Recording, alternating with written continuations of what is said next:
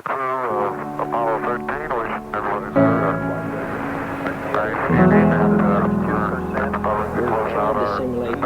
Okay, we had a problem here. So pleasant evening and good night.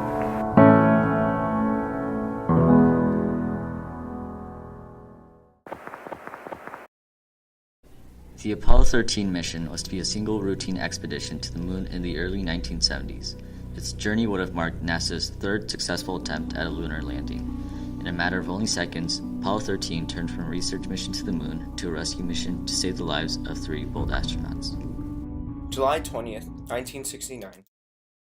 The space race seemed to have finally reached an end. The Soviet Union and the United States have been in a fierce battle to become the world leader in space travel and technology. With the Soviets' initial launch of Sputnik 1 in 1957, it seemed as though the Soviets were destined to win this phase of the Cold War. Not to be outdone, the United States came back the following year with their Explorer 1 satellite, initiating a battle between the two powers. 1962, American President John F. Kennedy delivered his famous speech at Rice University in Houston, challenging the American people to send the first man onto the moon.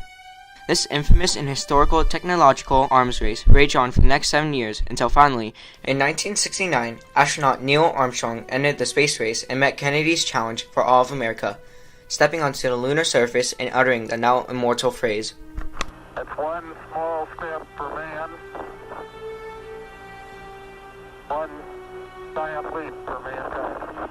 However, after just one more successful lunar landing in November, the public began to consider space travel routine and unexciting.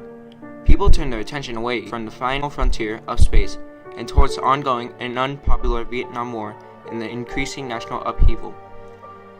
Despite the public's disinterest, NASA continued with its space program, and in 1970, the Apollo 13 mission's original exploration into the unknown areas of space encountered unfamiliar environments and new challenges for NASA. This led to an exchange of different ideas on improving space technology and its safety in the NASA program, as well as new perspectives on how the world viewed space. The mission was approved and the wheels were set into motion for another team of American astronauts to land on the moon. It was April 11th, 1970, a Saturday afternoon, when the Apollo 13 spacecraft was launched. The mission's crew was composed of 3 astronauts, Commander James Lovell, Lunar Module Pilot Fred Hayes, and Command Module Pilot John Swigert. Apollo 13 was originally assigned to land on the Fra Mauro site on the moon. The astronauts would explore the Imbrium Basin and conduct geological experiments throughout the area. The spacecraft itself was composed of Lunar Module Aquarius, which was supposed to be used to land on the moon, and Command and Service Module Odyssey, but the crew would live for the journey there. Just 5.5 minutes after liftoff, the crew felt a slight vibration caused by the early shutdown of the second stage center engine. It caused a brief moment of uneasiness for both the crew and mission control. Fortunately, the remaining 4 engines compensated for the lost engine by burning for an extra 34 seconds. NASA soon gave the crew the signal to continue on to the flight. Throughout the first 2 days, the crew were only met with similar minor surprises, and in general, Apollo 13 was seeming like the smoothest flight of the program. 2 days later, at 55 hours and 46 minutes into the mission, the crew finished their 49-minute televised evening broadcast for viewers on Earth. As they began to close off their inspection of the lunar module for the night, gradually closing in onto the moon, everything was going as planned. Only a few minutes later, Seymour Lieberga at Mission Control in Houston noticed a low-pressure warning signal on the number 2 oxygen tank.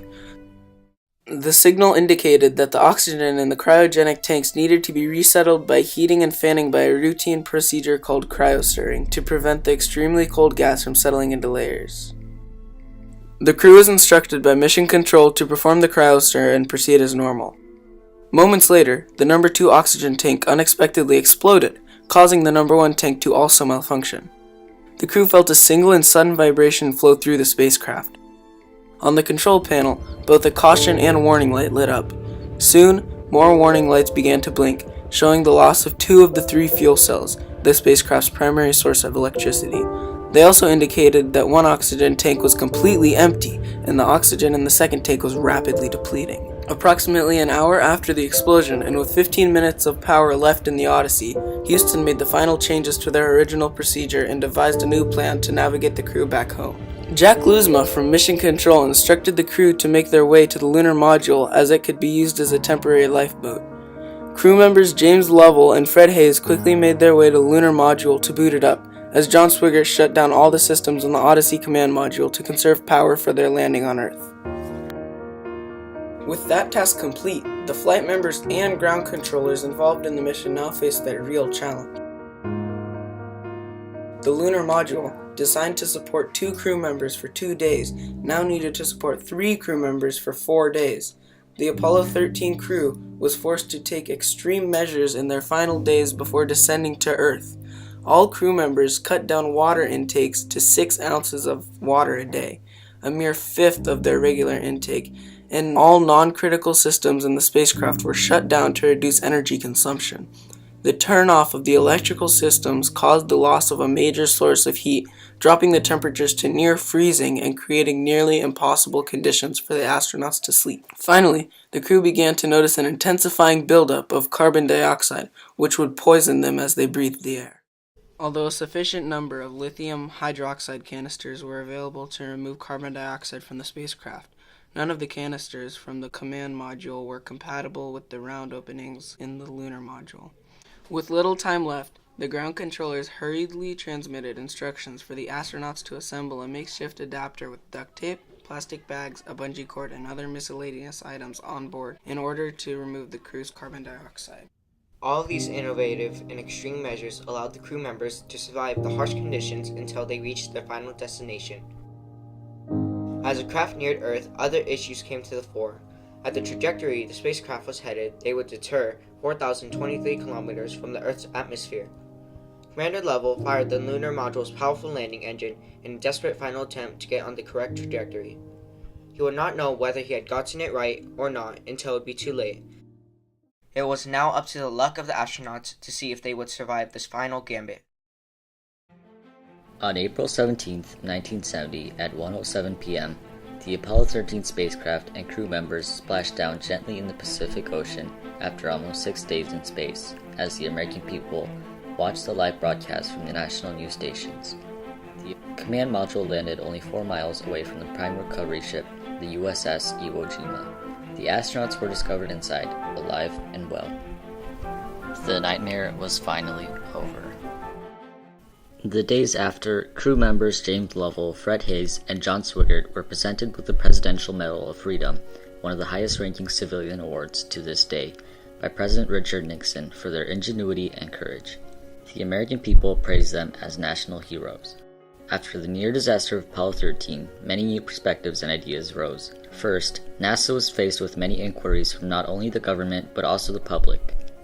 On July 20th, 1970, the NASA Review Board revised their safety regulations to help improve space travel in future Apollo and other space missions. NASA took extra measures by completing special tests and analyses before future launches, utilizing different methods of investigation and improving systems of warnings. In addition to these regulation alterations, NASA also made significant engineering changes to the Apollo spacecrafts. The original oxygen tanks were built with a flawed design. First, the fans that were used to stir the oxygen in the tanks and the thermal switches were deleted. A third oxygen tank was also installed inside the service module with an emergency power battery. In 1971, Apollo 14 successfully flew and completed a lunar landing after many months of testing the new and revised spacecraft, which were found to have no significant issues. Apollo 14 was one of the few missions that were to be continued as Apollo 13 delayed but also canceled future Apollo missions. Today, the Apollo 13 mission is dubbed as NASA's most successful failure. The ingenuity and resourcefulness of both the crew members and mission controllers resolved the crew's life and death issues under extreme circumstances. Ever since the Apollo 13 story, people have understood more fully the realities and dangers of traveling in space. The story grasped the attention of people worldwide, appealing to their human side and depicting the harsh and terrifying realities of space. Many even consider the Apollo 13 mission to be an even larger success than Apollo 11's first lunar landing. After all of the completely new challenges, unfamiliar environments, and different ideas and perspectives it led to, there is no doubt that Apollo 13 was truly an exploration into the unknown.